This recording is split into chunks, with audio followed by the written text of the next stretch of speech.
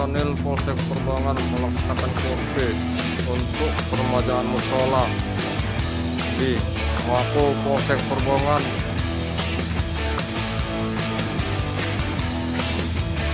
Hari ini akan diadakan pengecatan.